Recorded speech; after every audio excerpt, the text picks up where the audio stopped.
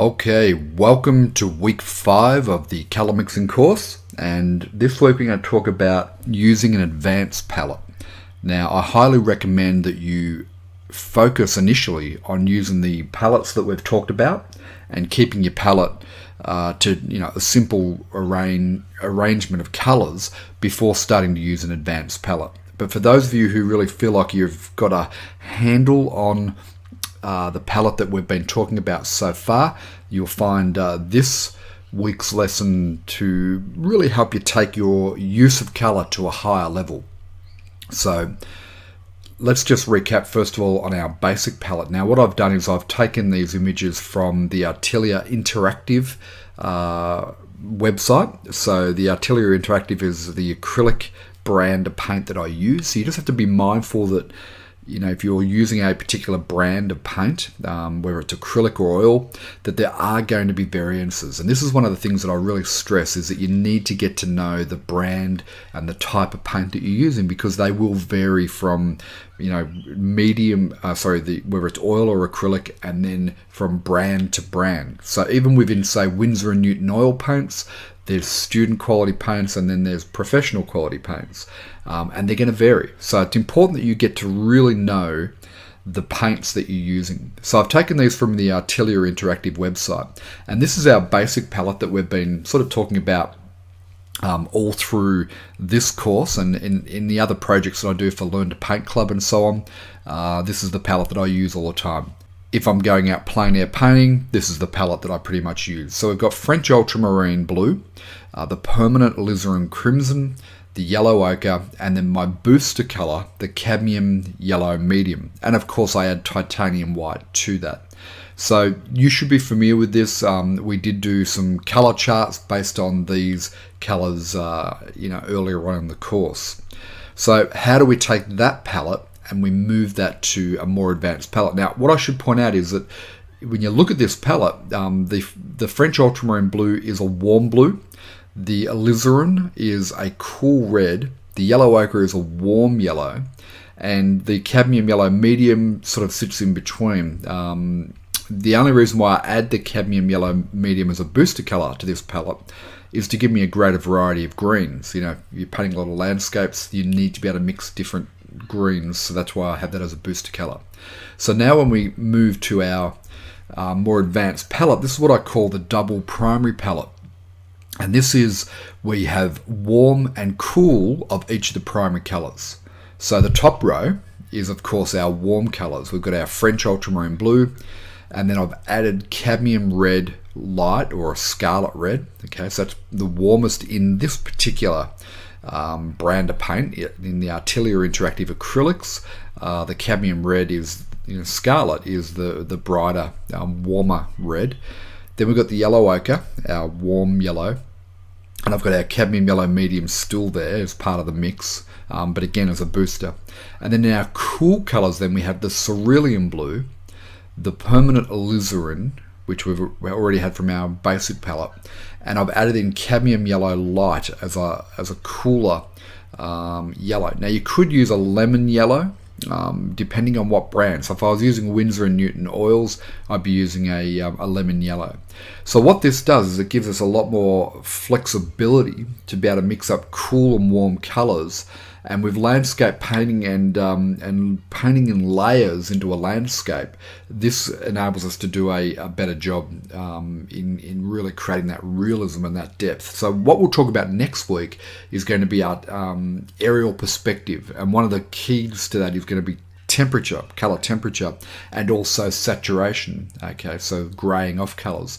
So the double primary palette allows us to really be able to create that realism in our paintings. But it's important that you understand the role that each of these colors now play in our painting, and when do we use them and when do we not use them. Okay, really important, and that's what we'll focus on in this lesson today and next week's lesson on aerial perspective. Just now, how do we? Let me just go back. So this is our double primary palette, and this is what I'd recommend as the next step as you develop your painting. Okay, so as you become an intermediate painter, you've moved from a beginner and you've got the fundamentals down. I would then move to a double primary palette. Okay, and that would be the next step. But there is a step after that, which is also, you know, recommended if you're doing larger paintings and so on. So before we cover that, let's just recap our color wheel. Okay, you may recall that we have our primaries, yellow, blue, and red, and then for each of those primaries we have what's called a secondary or a complementary. So if we look at red as an example, the complementary of red is green. It's opposite on the color wheel. How do we get to that green? We mix the other two primaries, yellow and blue. Okay, and this rule holds true with each of the primaries. So if we look at blue as a primary, its complementary is orange, secondary color. Yellow and red, the other two primaries, make up that complementary color. Same with yellow. Okay, here's our yellow, a primary color. The complementary is purple. It's made up of the other two primary colors. Now this is important because when we talked about color saturation last week, we talked about the need to gray off color and not have it as saturated as it comes out of the tube. So how do we gray colors off? Well, the easiest and simplest way to gray a color off, if we look at red, is to add to that red the complementary. Okay, so in this case, the green. If we want to get a grayer version of red, we add its complementary. Now, what I do with my basic palette, of course, is I add to the red, I add a bit of blue and a bit of yellow. So I'm effectively adding green anyway. I'm just using those two to grey off that red. And the same with, you know, the same rule applies for each of the primaries on our color wheel. However, if we take our palette now to the next step, we have the added benefit of convenience to be able to grey back our colors when we need to. So this would be a step beyond our double primary palette. Okay, so we've still got our double primary. We've got our French ultramarine, scarlet red, yellow ochre as our warms, and our cerulean blue, alizarin crimson, and cadmium yellow light as our cool colors, and our booster cadmium yellow medium. Okay, you see there I've got 3 different types of yellow and 2 blues. Gives me greater flexibility in terms of creating greens. Okay, and also the reds are important as well. But adding now to that double primary palette and creating a more advanced one, I've now added a green, an orange, and a purple, the secondary colors. So if I'm, you know, doing a blue mountain range and I want to just grey that back a little bit, having these secondary colors in the palette, I know I can dip into the orange and that will grey back my blue.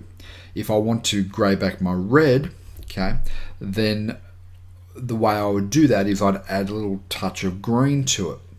And if I want to grey back, well, the yellow ochre is already a bit grey, it's already got other colours in there, but let's say our cadmium yellow medium, if I want to grey that back, I add the secondary colour, which is the purple.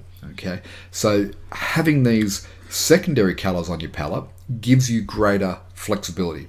Now you've got to be careful though, because of course now we're talking about having 10 different colours on your palette. So, you know, you don't want to get too many more colours than that on your palette, but by advancing to this palette, you will find you have greater flexibility, and also you can get to the colours you want a bit quicker because you're only having to add some of this purple into your yellow now to grey it, rather than going and finding the red and the blue to grey it. Okay, so this might be a good step to work towards having a palette that's an advanced double primary palette.